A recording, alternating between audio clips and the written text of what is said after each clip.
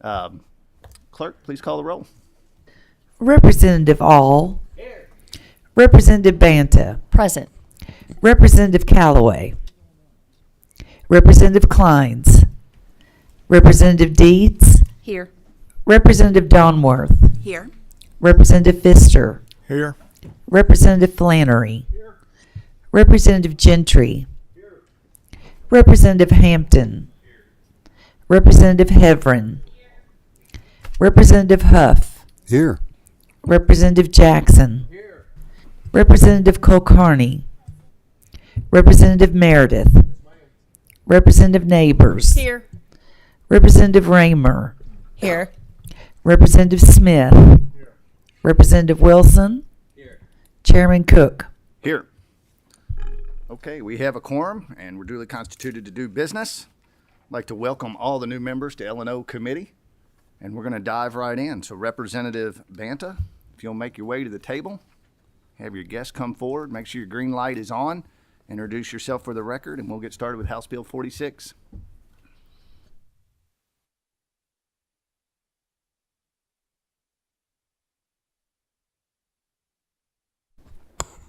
Representative Banta, 63rd.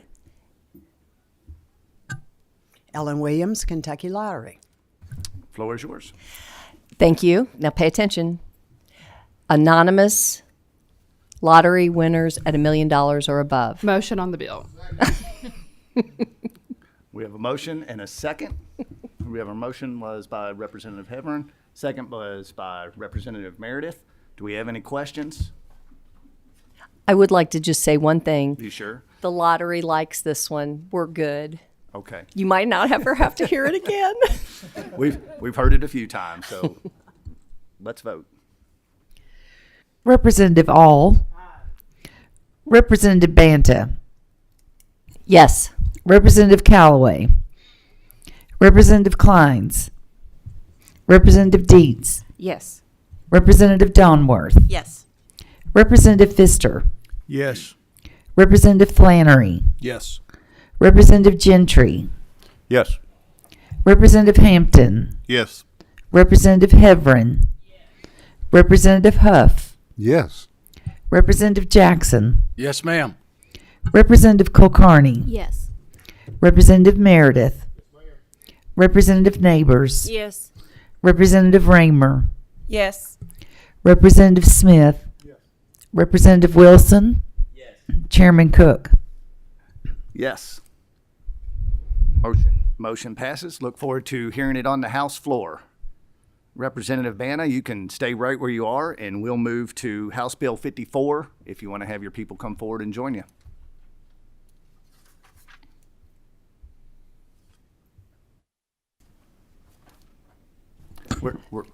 You're good. Just stay right there. We're going to let House Bill 54 come right up. We're done. It sets the standard for the whole session. Sir, if you'll introduce yourself for the record.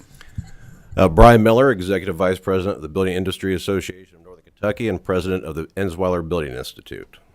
Very good. Representative Banta, the floor is yours. I am going to relinquish it to Mr. Miller because he has such in-depth knowledge of this, but it's all passionate to us and it's building the trades, and that's what this bill is about, and I'm going to let him give us the details. Thank you. Thank you, Mr. Chairman, and ladies and gentlemen of the committee for allowing us to testify on House Bill 54 today. House Bill 54 is designed to align dual credit programs with project-based learning for students pursuing education in licensed construction trades and other high-demand careers. The approach integrates classroom education with hands-on real-world experience, a necessity for success in skilled trades.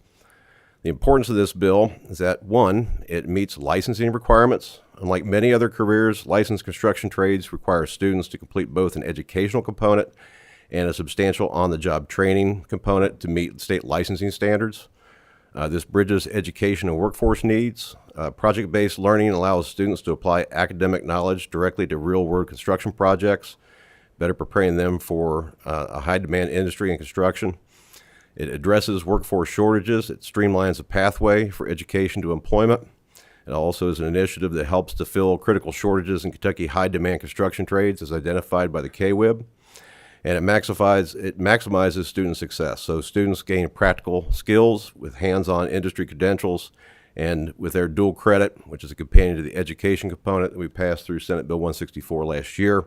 And in the end, it saves time and creates a competitive edge in the job market for these individuals. So to cap off this, aligning our dual credit programs with construction trades education with project-based learning through House Bill 54 will go far to ensure that Kentucky's future tradespeople are better equipped to succeed in their careers, and they have the means essential and necessary for the state's economic growth and well-being. Motion on the bill. We have a motion, but before we go there, let's go to, we have a few questions. Representative Gentry. Thank you, Mr. Chair. And Representative Banta, I fully understand the intent of this bill and addressing workforce shortages, especially in our trades. And my question's kind of just a general question, I guess. Is there anybody that you're aware of that is against this or has reached out with concerns? And if so, who is that? And what are they saying? No, thank you for that question, because I was actually going to kind of bring that up. I met with a lobbyist group for the independent electricians. I hope I got that right. And one of the concerns was that when people are doing internships, that they would abuse the intern. Like, instead of the intern doing important electrical things, that the intern would get coffee and answer the phone instead. My first reaction as an educator is, well, shame on them, because you're getting somebody that wants to be in the trade and you're treating them like that. That's terrible.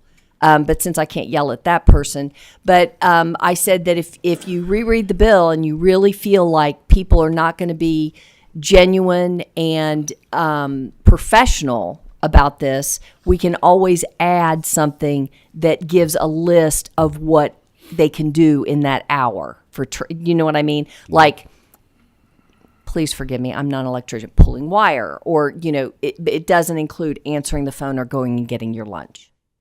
So that was my suggestion. And I'll let Brian speak to anything else, because Yeah, there would be no difference in this situation. The people would be doing the same work. So technically, there would be nothing stopping from somebody working for an electrical contractor after graduation from an education program, getting their attainment hours for on-the-job training, doing those same things. So, I mean, this has got to go through the Department of Housing, Buildings, and Construction, and we would hope that the department would do their due diligence like they're doing today and continue doing that for these work hours. A follow-up question, please, Mr. Chairman. Thank you. Yeah, just as a follow-up and a comment too. I did have some union electricians in Louisville area reach out to me with some concerns, and I have asked them to pass them on to the building trades representatives. And so my question is, would you guys be willing to meet with the building trades representative to work out any or to listen to what their concerns are before moving to the floor with this bill? I would, and I listen to everybody and anybody that comes to me. I don't check where they live or anything, but you know, I've even had Brian meet with some people because I'm not very good on the technical end of it. Yeah, so we've had discussions with, Kentucky Building Trades. We've had discussions with the Associated Builders and Contractors. We'd welcome a phone call. We'd be happy to have a dialogue. Our doors are always open. Thank you very much.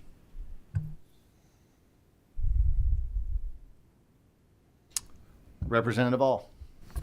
Thank you, Mr. Chairman. I've got a question about the bill and the equivalencies in that first line, line 5, the first line of the update here. It says of internship and cooperative placement hours. I guess my question would be, would that equivalency for the internship be like classroom hours would replace the current on the job in the field training hours? Is that the way the bill's written? No, specifically not. So again, to reiterate, construction trades, what we're asking for is basically, and this is going to be a long answer, and That's I'm okay. guilty of this I on a wanna- regular basis. yeah. I apologize up front. The building trades are on an unequal footing with a lot of other in-demand sectors. So our tradespeople have to take a two-step process. So they have to have the education component and the on-the-job, hands-on component. So this bill just simply addresses that on-the-job, hands-on component. Last session, we did pass Senate Bill 164, which addressed the education component. What we're working to do through this legislation, this good bill, is to align the on-the-job training hours with somebody that's going to graduate high school in a dual credit setting. So that is a big benefit to them. It's a disservice to these folks that if they get their education component earlier, say at the age of 19, 20, depending upon what trade you're in, and they have to go for another year or two in the field before they can sit for their journeyman's licensure examination, it would be a disservice to them if we're withholding the ability for them to be able to earn a $20,000 increase in pay, basically because we did not pace their on-the-job training requirement with their education component. Okay. Follow up, Mr. Chairman. Yes, sir. So if I understand you correctly, the equivalencies in the internship or the classroom hours would not replace any current requirements for in the field on-job training? No. Okay, thank you. All right, new member, Representative Donworth, very first time speaking up on L&O. Welcome. Thank you, Mr. Chairman.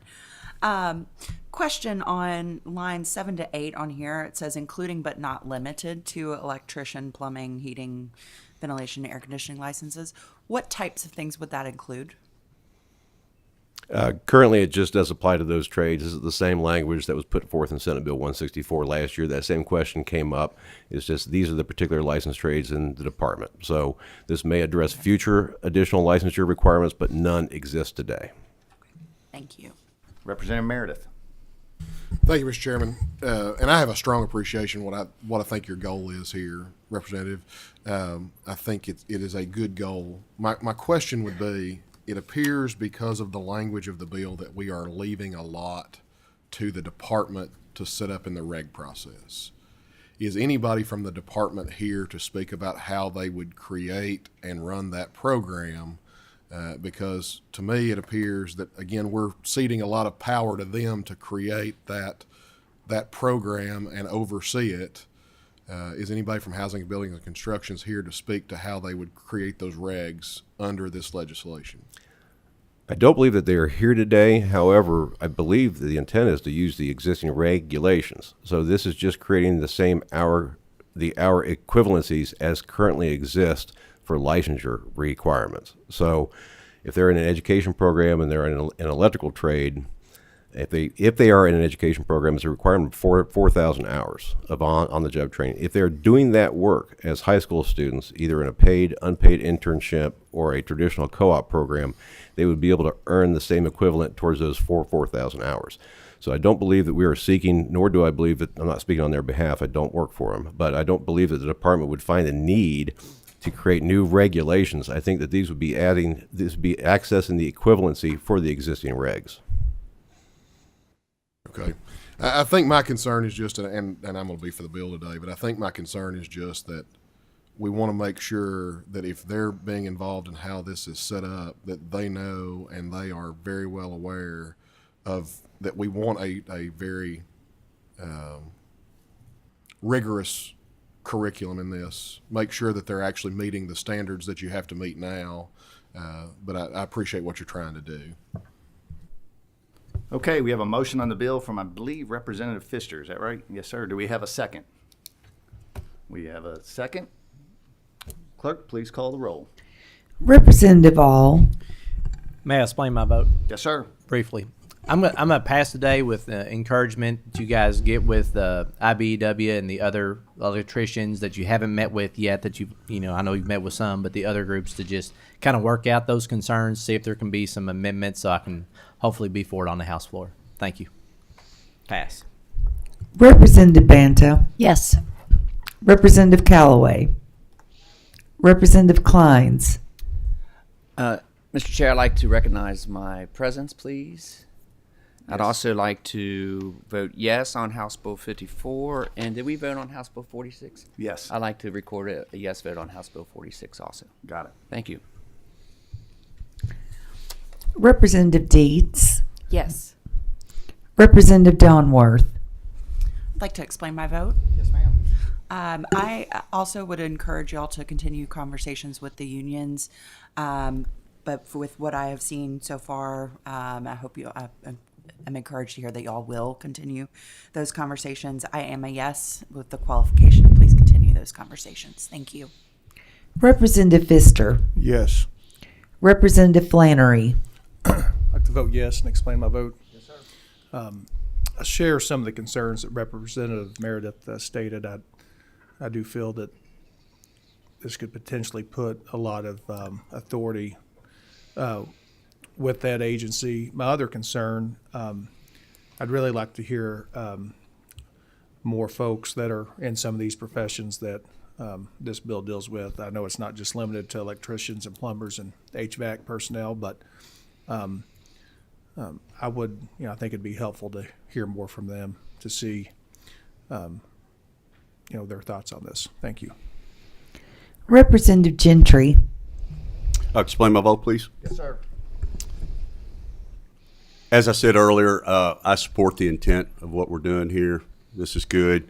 What you'll find a lot of times in this L&O committee, I've been serving on this committee ever since I've been here, is when there are challenges or differences within people that might be affected by any kind of legislation, we like to give them opportunities to work it out. So I kind of relay the same concerns that some of my colleagues on both sides of the aisles have said. So at this stage, I'm going to pass today on the bill, but I reserve my right to support this bill on the floor if those conversations do happen and everybody seems to be in favor of whatever it is that piece of legislation looks like. Thank you. Representative Hampton. Yes. Representative Heverin. Representative Huff. Yes. Representative Jackson. Yes, ma'am. Representative Kulkarni. Explain my vote, please. Yes. Thank you. I'm going to pass today for some of the same reasons that have been discussed already. I'm hopeful and I'm thankful for you all to being open to the discussion and to maybe addressing some of the concerns we were talking about, but I'll be a pass for today. Representative Meredith. Briefly explain my vote, Mr. Chairman. Representative Banda, I have great respect for you, and I know you will work out the issues that have been raised today, and so I'm a yes vote on the bill moving forward. Representative Neighbors. Yes. Representative Raymer. Yes. Representative Smith. Yes. Representative Wilson. Yes. Chairman Cook. Yes. Bill passes. Look forward to hearing it on the House floor. Thank you. Representative Banta. Okay. Representative Deanna Frazier Gordon. I see you out in the crowd. Come on down. Bring your guest with you. You're the next contestant. If you just make sure your green light's on, have your guest introduce themselves for the record, and the floor will be yours. House Bill 261. 261 first. 261 first. Good morning. I'm Representative Deanna Frazier Gordon, Madison County, and I have two guests with me today. Good morning. I'm Joe Donahue. I'm the Executive Director of the State Board of Accountancy. And I'm Alan Long. I'm a member of the State Board of Accountancy. Mr. Long, just make sure your green light is on. Sorry about that. I'm Alan Long. I'm a member of the State Board of Accountancy. Believe it or not, they're the hardest green light to see. Okay, great. Good morning.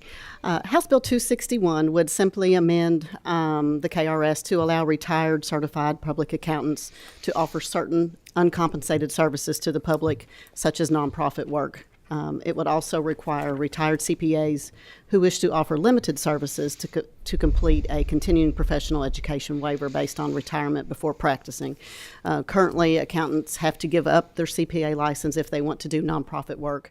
And also, if they're still practicing, they cannot get a CPE waiver under the current statute or under the new statute. So that is the bill. I move for passage if you would consider it. And I have these gentlemen here for any questions that you may have. Do we have any questions, or do we have a motion on the bill?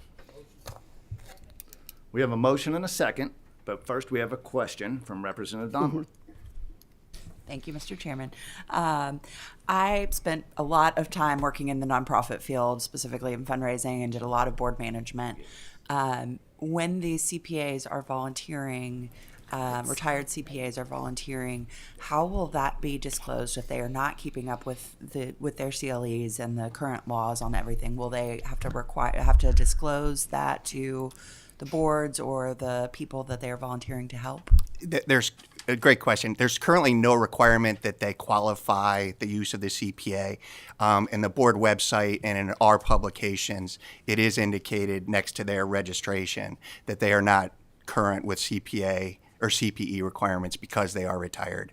But as of now, there's no delineation onto the use of the designation. Okay. I may have a follow-up question in a minute. You better do it now because we're going to vote. Okay. All right. Thank you. Okay. All right. We have a motion. We have a second. Seeing no further questions, Madam Clerk, please call the roll. Representative All. Yes. Representative Banta. Yes. Representative Callaway. Representative Kleins. Representative Dietz. Yes. Representative Donworth. Yes. Representative Pfister. Yes. Representative Flannery. Yes. Representative Gentry. Yes. Representative Hampton. Yes. Representative Hebron. Yes. Representative Huff. Yes. Representative Jackson. Representative Kulkarni. Yes. Representative Meredith. Representative Neighbors. Yes. Representative Raymer. Yes. Representative Smith. Representative Wilson. Chairman Cook. Yes. Bill passes. Look forward to hearing it on the House floor. Thank you, members. I'm assuming you have the same guest for 262. I do. What All about right. that? Don't need to introduce yourselves. Fire on it. Okay. Thank you again. House Bill 262 would eliminate limitations on the naming rights of small certified public accounting firms upon the death or retirement of an owner. Under the current statute, the owner that is left has to change the name and remove the other previous owner's name from the firm name. And I understand Kentucky is an outlier in this area. So that is the bill. Okay. Do we have any questions or do we have a motion? Motion on the bill, Representative Banta. Is there a second? Second by Representative Huff. Madam Clerk, please call the roll. Representative All. Yes. Representative Banta. Yes. Representative Callaway. Representative Kleins. Representative Dietz. Yes. Representative Donworth. Yes. Representative Pfister. Yes. Representative Flannery. Yes. Representative Gentry. Yes. Representative Hampton. Yes. Representative Hebron. Yes. Representative Huff. Yes. Representative Jackson. Representative Kulkarni. Yes. Representative Meredith. Representative Neighbors. Yes. Representative Raymer. Yes. Representative Smith. Yes. Representative Wilson. Yes. Chairman Cook. I'm a yes, and Representative Kleins. Yes, thank you, Mr. Chair. I'd like to record a yes vote. Okay. Bill passes. Look forward to hearing it on the House floor. Thank you, gentlemen. Thank you. for Thank you, Representative Chairman, Fisher-Gordon members of the coming committee. in. Appreciate your time. At this point, I'm going to turn the chair over to my very capable vice chair, Representative Tom Odell Smith. I'm going to make my way downstairs.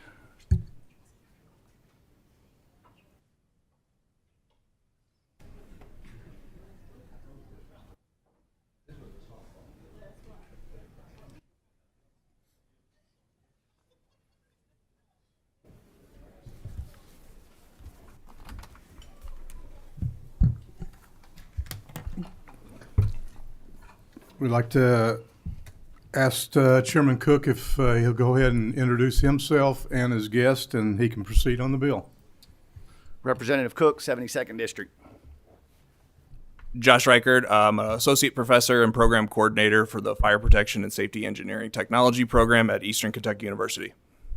Sean Vizgerda, I work as a fire protection associate engineer for performance-based fire protection engineering. Thank you, Mr. Chair.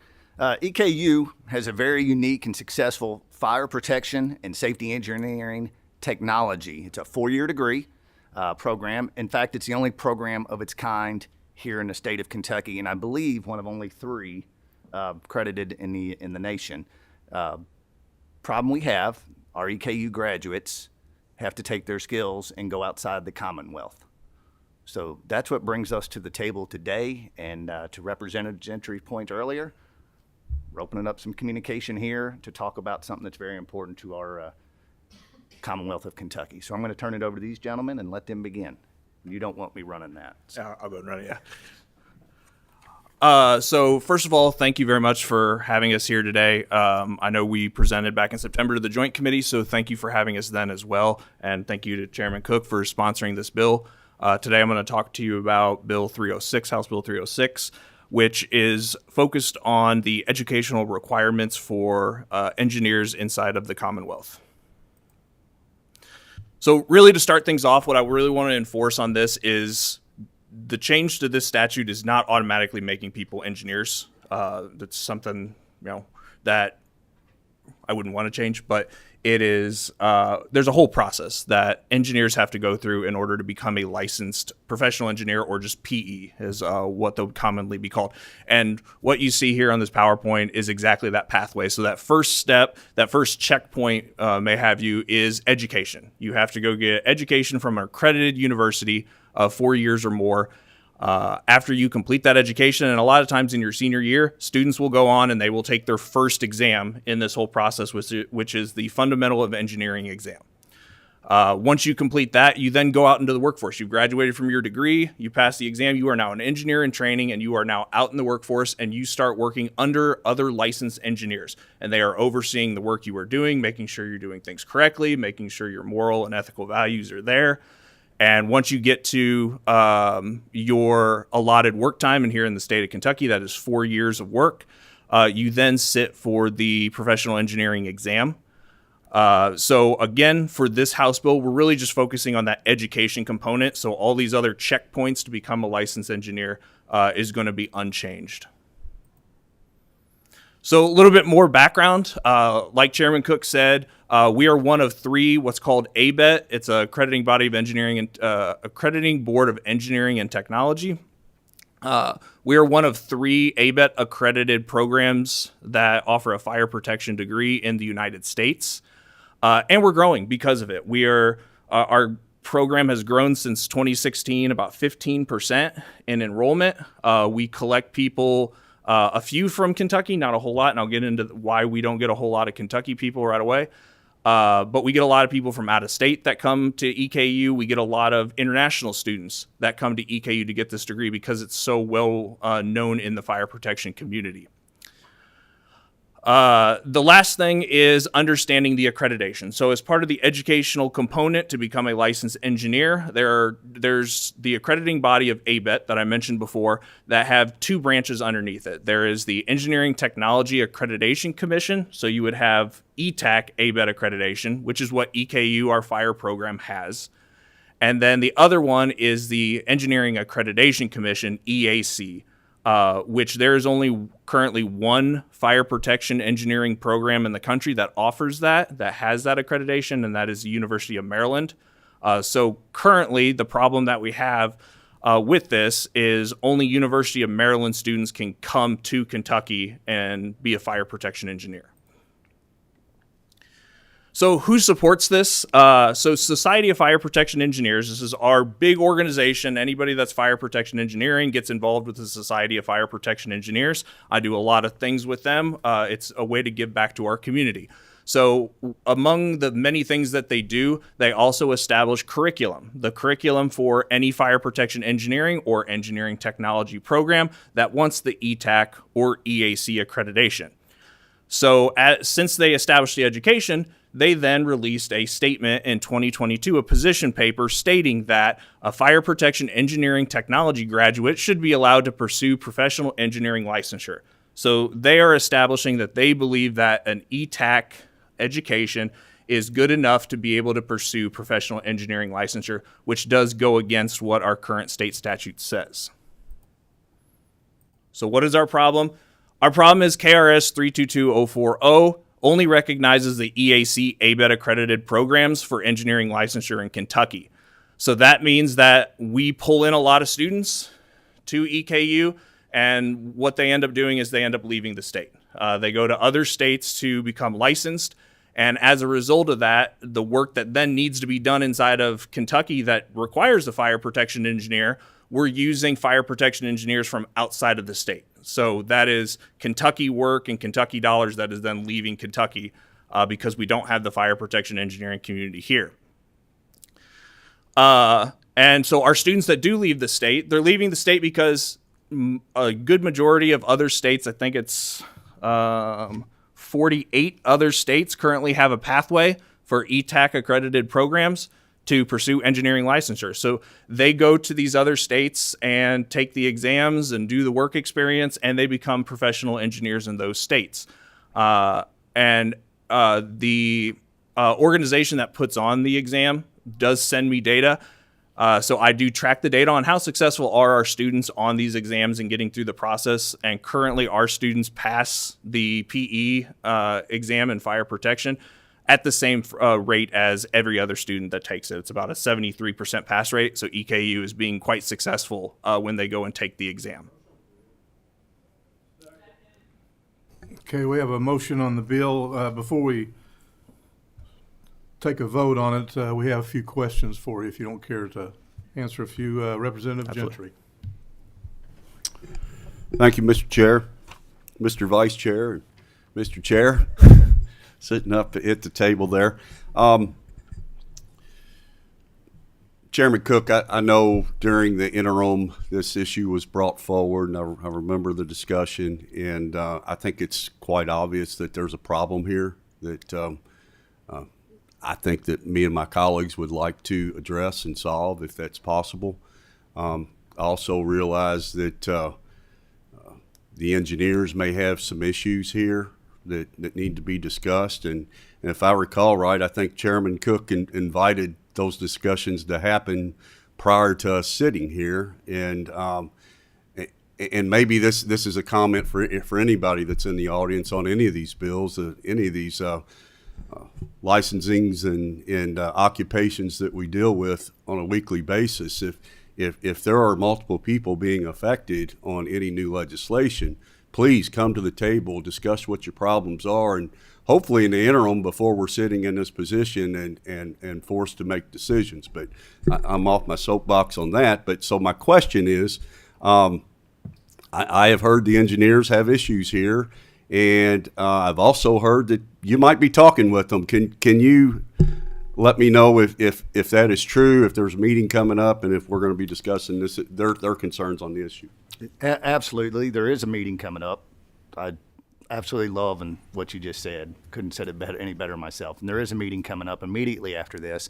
And also, Mr. Chair, before we vote or anything, there's two groups of engineers here, and I know you're going to make sure that they get up here. We were going to do that, and I was just well. letting Representative Gentry get his question in before we brought them up. Yes. Thank you. Thank you. That's it. It's happened right after this meeting. It's happening right after this, right? Yep. Hallelujah. Thank you. Okay, if I see no more questions, you can go ahead and we'll bring the engineers up and testify before the committee. Thank you, Mr. Chairman. You want to turn that off? Do you want to close it? Yeah. I think you dropped something. Chairman. Over here. Over here. Oh, I'm sorry. Go ahead, Representative Callaway. May I please record my presence and three votes? Yes. On House Bill 46, a yes. House Bill 54, a yes. House Bill 261, a yes. House Bill 262, a no. Okay. Thank you. Now that we have the cleanup done, we'll go ahead and get started on testimony. If you don't care, just introduce yourself, and then you can proceed with your testimony. Thank you, Mr. Chairman. My name is Russ Roman. I am the Executive Director for the Kentucky Society of Professional Engineers and also the Kentucky chapter of the American Council of Engineering Companies. Those two organizations are trade associations, represent roughly, a couple of thousand professional engineers across the state. Thank you, Mr. Co-Chair and Mr. Chairman, for inviting me to testify today. I'm Kyle Elliott. I'm the Executive Director of the Licensing Board for Professional Engineers in Kentucky. Okay, go ahead. Again, thank you all. Thank you, Mr. Chairman. Thank you, members of the committee. professional engineering licensure is based on 3 E's, really a three-legged stool, if you will. Education, of course, Mr. Riker just went through this, and he went through it very well. Education, examination, and experience. My organizations have concerns with House Bill 306 because it significantly impacts one of the legs of that stool, education, by lowering the standards for PE licensure. The curriculum for an engineering tech program is not the same as the curriculum for an engineering program. Engineering tech programs on their own are not designed to prepare students to enter the workforce as qualified professional engineers. Accredited engineering tech programs are not required to include engineering design courses as part of its curriculum. That should be concerning to the fire protection engineering community, and to me it's even more concerning because of the precedent that it would set for all the other engineering tech programs that would undoubtedly seek this same exception in the future. Education standards exist for a reason, to ensure that PEs are prepared for the work that they will do, and ultimately for the work that they will do that will protect the public's health and safety. Kentucky's current law closely follows the model law recommended by NCEES. Of course, NCEES is a nonprofit organization that exists to promote the licensure of professional engineers. So specifically about Kentucky's law, and actually Mr. Riker just referred to this, it's been stated that 48 states allow engineering techs to qualify for professional licensure, and that Kentucky is one of the 2 that does not allow that. Simply put, Mr. Chairman and members of the committee, that is not accurate. The fact is, Kentucky right now, in Kentucky, there are 2 paths to professional licensure for engineering tech degree holders. In addition to their engineering tech degree, they qualify if they receive a master's in engineering from a school that has an accredited bachelor level engineering program, or if they receive a favorable education evaluation, equivalency evaluation, by NCEES. NCEES will go through that evaluation process, and if the student is deficient, they will point out what the deficiencies are, and then once those courses are taken, they would qualify. Unless there's something else that is extenuating circumstance, they would qualify for licensure. Just a little history real quick. Kentucky now has 4 universities that have accredited engineering programs. And it wasn't that long ago that we only had 2. Western Kentucky University and Murray State have now joined UK and the University of Louisville. Both WKU and Murray State started with engineering technology programs. Then they went through the process, they made the investments to their programs, and now they're turning out quality engineers. Engineers actually that my member firms are gobbling up as quickly as they can. For a matter of fairness, I believe EKU should follow that same process. And Mr. Chairman, this is coming from a person who's an EKU grad, and actually I just finished paying the last bill for my son and his EKU education. Even have my EKU tie on. We want EKU to succeed. We really do. We want to keep Kentucky kids in Kentucky for school and to live and to work after they graduate. Our opposition is not to prevent kids from entering the field of engineering. We need more engineers, but we don't need to lower the standards that produces the qualified engineers.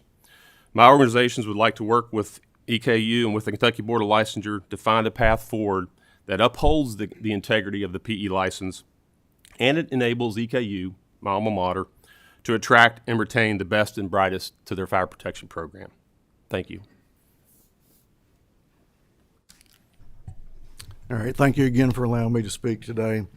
I didn't really have anything prepared. This is kind of last minute, so I'm going to speak from the cuff. I've been with the Board of Licensure for 25 years. I came to Frankfort in 1999 as the board's first full-time investigator. And I investigated complaints against engineers and surveyors for 18 years, and then I was director of enforcement. Excuse me. So I assisted the general counsel in taking disciplinary actions against licensees or those that were not licensed. And then for the last 4 years, I've been the board's executive director. And I say all that to give you all some insight into my perspective. So for 25 years, my focus and my sole focus has been on protecting the public, the citizens of Kentucky, from people that are either unqualified or who act unethically or incompetently in engineering and surveying. I know you all have a lot more on your plate than one single focus. You have various constituents with their own concerns, and you have different organizations. I have the luxury of just one thing, and that's protecting the public through this licensing process. In 1928, there was a dam failure in California, and 430 people died from that failure. It was an engineering design failure. In 1937, there was a schoolhouse explosion in New London, Texas, where 300 teachers and students were killed. That was also an engineering design failure. It was a gas valve that leaked, and it wouldn't have if it had been designed correctly. The following year, in 1938, because of that explosion, Texas enacted a licensing act for engineering. Kentucky did the same thing that same year, and various other states. That was 86 years ago. So all of this has been in place for a long time. In 1972, Kentucky began requiring an engineering degree that was EAC accredited. So that's been 52 years that that requirement has been in place. It has served Kentuckians well. We require the education, the EAC engineering degree, the 2 national exams, and the years of experience, 4 years, for people that design dams, whose primary purpose is to hold water back, but there's a safety component as well. We also require it for those that design roads, whose primary purpose is transportation, but there's safety involved in that as well. The same thing for the electric grid or for gas transmission lines and for school buildings.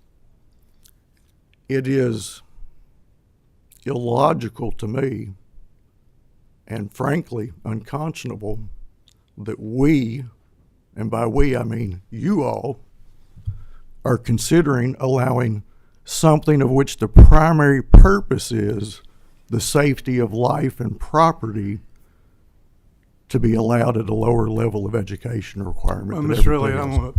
I'm going to hold you up right there. We've got a lot of questions, so we need to get through our time.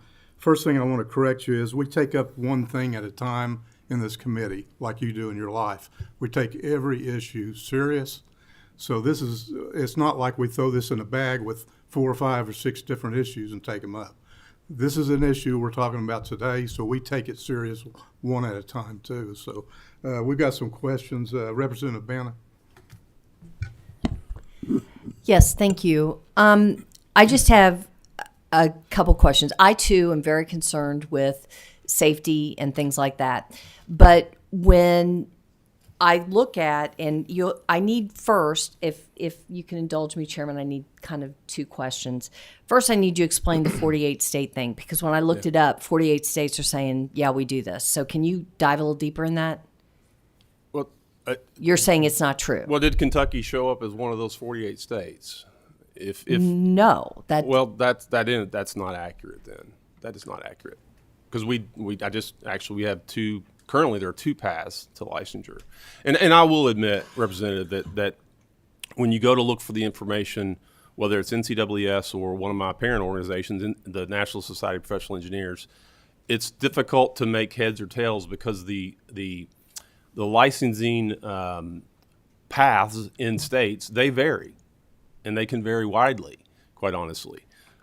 We feel, and it's by my estimation, we are in the, I'd say the top 18 that are with our standards or more strict, and then there are, the rest are less strict. So we're roughly in the middle. I really don't know where the 48. So there are engineering programs that would accept this and say they are perfectly safe and capable of going out and performing this work. Well, the devil's in the detail. I mean, I'm sure that there are other. I would think that most states, the vast majority of states, would have other requirements added to it in addition to what Kentucky has. In other words, a longer, more experience, different standards. Okay. Mr. Chairman, would you indulge me one more? Yes. This was sent to me, and again, I am all about working with people and getting things right. I want things safe, but I also don't want to hold Kentuckians back because of egos or boards or anything like that, okay? Sure. But when somebody sends me on paper that your board was reached out to, Kyle Elliott, more than a year ago to discuss the path forward, he told us in writing that it would be a waste of the board and EKU's time for them to talk with us. I should probably address that since I'm Kyle Elliott. Yeah, so Professor Reichert did reach out to me at one time by email. I think I put him off for a few weeks because we were in a transition between board members and didn't actually have appointed committee members at that time. It was several months later he brought the email up again and asked if it would be okay for him to come speak to the engineering or to the board about a path to licensure for their ETAC graduates. And I put it before our board of licensure, and their comment was, our statutes don't currently allow an engineering technology graduate to become licensed solely on that degree. So there was no sense in having that discussion. But do you see the Yeah. problem I'm having with that? Yeah, It's like I'm not even going to talk to you because I'm too big and bad. That's unacceptable. That is, I agree. Thank you, Mr. And I Chairman. I'm apologize. done. Okay. We have Representative Herron. Everett, I'm sorry. Thank you, Mr. Chairman. I won't make a comment because you're giving me the indulgence to speak on messing up my last name. Thank you, Mr. Chairman. I appreciate that. I'm just going to echo your comments, Mr. Elliott, at the end of, I understand you're coming from a place of passion, but your comments were very disrespectful to this committee, insinuating we don't care about Kentuckians. That's false. We are working to make Kentucky a better place each and every day. Each of us up here are sacrificing being away from our families and loved ones and away from our home to serve in this role. I'm going to echo what I don't even have a question. I have comments. I'm going to echo what Representative Banta said and what Representative Gentry said. It's a disgrace that you all didn't come to the table. And actually, I changed my mind. I would like to ask, why did you not come to the table whenever the conversation was had? Because you're obviously very passionate. And for 5 months, you all had the chance to come have this conversation, yet you chose not to. And so today you're saying, you're being Stuart Little, that the world's going to come to an end. And you all chose not to sit at the table when it was obviously an open seat. So why did you all choose not to come and be part of the conversation? Thank you, Representative. So first off, let me apologize if I insulted anybody on the committee. I am passionate about protecting the citizens of Kentucky, and I know you all are too. My point is that that's the only thing I focus on. And I know you all have workforce development and economics, all kinds of different things. I can't even imagine. So that was my point. Yes, in hindsight, when Representative Chairman Cook sat up here in the interim committee and told me and EKU at the end of the interim committee meeting that you all need to work together and come up with something, I should have taken that as a message to reach out to them. I didn't in hindsight because it's the existing statute and they're the ones that are looking to change it. I actually thought they would reach out to me, and I should have made some motion forward and contacted them. I did not. Just a follow-up comment. I hope this is a lesson to all boards that whenever the legislature reaches out and says, hey, be part of a conversation, you take that as an invitation rather than saying no thanks. I chair families and children, and I'm very serious. If I'm going to use my time to help make legislation better and get a group of people together to have conversations, I would hope everyone would be respectful of that. So moving forward, I do hope that you all take this serious and recognize we are trying to make it better, and that means compromising. So thank you for the indulgence, Mr. Chairman. And we have Representative All. Yeah, my question is, the comment back was solely on that degree. They get licensed to do that. Is that the case right now in other states, whether it's 32 or 48 or whatever the number is? You said we would be changing the law so they could get licensed to be an engineer solely on that degree. Well, is that the case in other states right now? So I'll address that, Mr. All. Thank you. Currently, there are a number of states, and I don't know. I thought it was 27. They said it was 48. Russ thinks it's around 30. But there's some number of states that will allow an engineering technology graduate to become licensed as a PE. Almost all of those states require additional experience in that path to become licensed. From 2 years of additional experience all the way up to 10, or 10, maybe 10 years total. I don't delve into what the other states require most of the time, but I do have conversations with other state directors, so I know that there is some pathways. The way the statute's proposed, there is no additional requirements on experience or anything like that, but that is something that could be addressed in a regulation. May I have one follow-up? So I think that's the crux here. Like, if we had, hindsight's 20/20, right? So if we had the conversation at the table, and that was the case in 20 some odd other states, 30 some odd other states, that you could then come to a compromise, and maybe that additional requirement for in the field training and the next step would be a part of that conversation. I would encourage that to be part of the compromising conversation, because I don't think anybody here, I don't think the sponsor, I don't think EKU wants anybody to put Kentuckians in the path of harm for people not to know what they're doing when they're, doing these are important things. We're talking about dams, we're talking about bridges, we're talking about people's lives here. So I think that we want to make sure that they're certified and they're educated and they know what they need to do. But I think that's part of the conversation that needs to be had. Thank you, Mr. Chairman. I believe, go ahead and come on up. I believe he has a little bit to add to your answer, too. It was just a point of clarification on that, just to make sure that everybody understands that if we change to ETAC, it would not be you get the ETAC degree and become a licensed engineer. There's still the 3 E's we have to go through. Just kind of the way things were worded there. I wanted to make sure that wasn't lost in translation. Okay, we have a few more questions. If we could, we have 3 more representatives who'd like to ask a question, and kind of, as our times run to an end, kind of keep them short if possible. Representative Pfister. Thank you, Mr. Chairman. I've got a document here from the National Society of Professional Engineers. In their policy statement 09-1737 on licensure and qualifications for practice says that the NSPE believes that graduating from an Engineering Technology Accreditation Commission, ETAC of ABET, program of 4 or more years also meets the minimum educational requirement for professional engineering license. Why is Kentucky so different from that?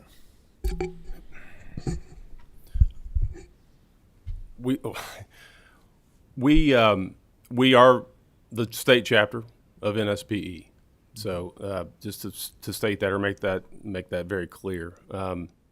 We also are in favor, much like the Society of Fire Protection Engineers, in a path to licensure for ETAC degree graduates. We are not in favor of reducing the standards for education. Currently, as it exists, an ETAC program is not required to have any engineering design courses.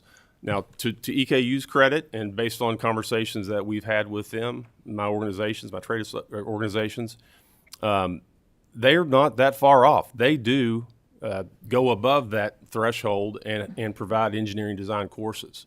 What I don't know is how short they are with getting that full accreditation or meeting the minimum requirements for a full engineering program. So that's my comment. I appreciate the question, Representative. Okay, Representative Donworth. Thank you, Mr. Chairman. I think we all know with the news from the California wildfires that fire safety is an incredibly important thing that and with as many forests as we have in Kentucky, we have the potential for some real problems here. That said, I hear I don't want to do anything that's going to put other areas into risk of having more relaxed safety requirements. Would a fire engineer be able to work on other projects like a road or a dam with this PE license? Yes, that's a very good question. So Kentucky does not license by discipline.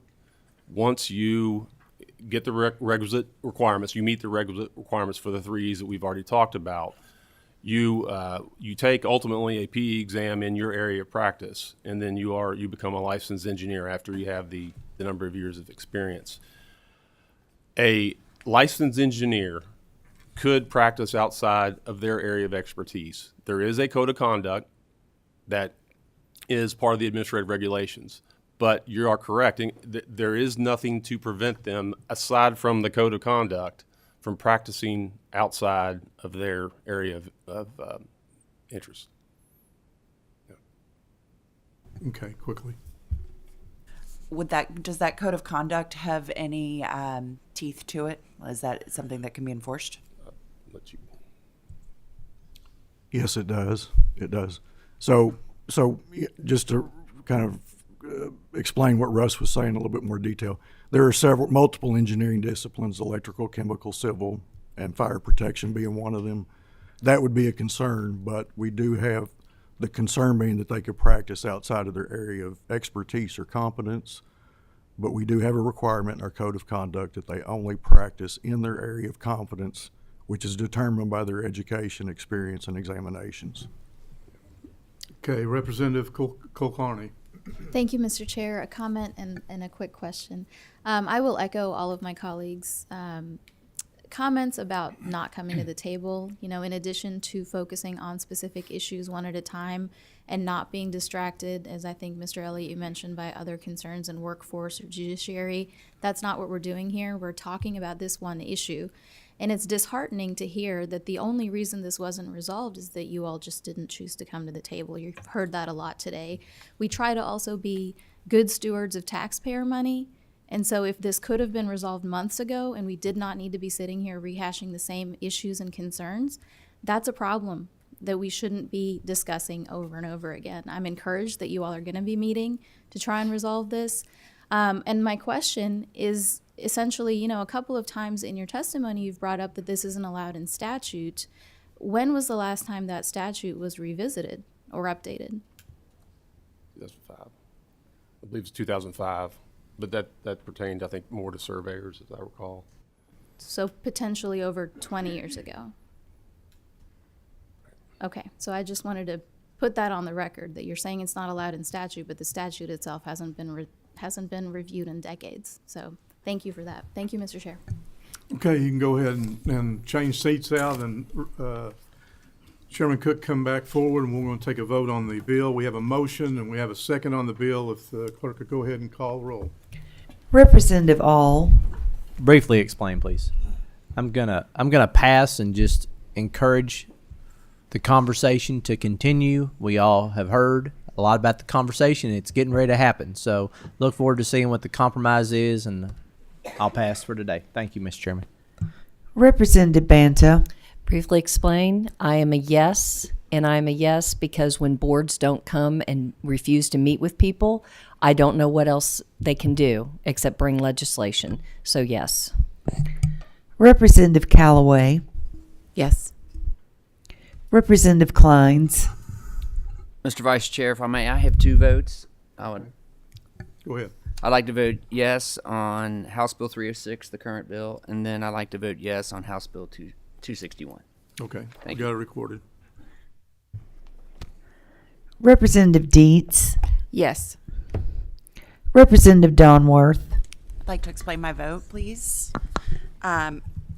Again, I think that fire safety is incredibly important. I think because you have the code of conduct in there and because of the requirement for examination and the whole process of becoming licensed, I feel confident voting in favor of this. Thank you.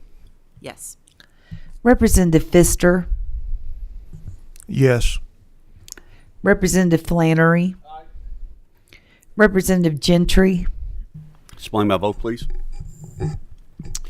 I'm going to pass also today. I think there are very good points on both sides here. I have a lot of respect for engineers. As a hydrogeologist, I worked alongside engineers on a lot of projects over the years, and have a lot of respect. And I want to make sure everybody understands some of the comments that happened earlier were not about pointing fingers in any one direction. It was just reemphasizing the importance of discussing these things. You guys are the experts at these things. We're not. And we want to hear what issues are and who's going to get impacted when we pass something. So if we can do that before we're sitting here in the middle of session, it's really helpful for us to make the right decisions about legislation moving forward. So love it. There's a meeting here. It sounds like there might be a way to have a resolution here, and if not, we might have to pause it a little bit longer, and I have complete confidence in the bill sponsor that would do that if need be. So I'm a pass today pending that meeting. Thank you. Representative Hampton, Yes. Representative Heverin, Yes. Representative Huff, Yes. Representative Jackson, Explain my vote, please. My hope and wish for this bill is that Chairman Cook, who is an honorable man, not an honorary man, but an honorable man, will be able to bring both parties. That's up for debate, but we'll be able to bring both parties together at the table. Sounds like that could be in the works. And come up with a resolution, a solution, and this bill never makes it to the House floor. That means it was resolved to both parties' likings, and that's the best kind of solution that we can come up with here. So that's my hope and wish. I will be voting yes today. Thank you. Representative Kulkarni, Yes, and thank you for your persistence on this issue. Representative Meredith, Briefly explain my vote. Mr. Chairman, I'm going to vote yes because the best advice I can give to any new member is you always vote yes on the speaker's bills and on the chairman's bills.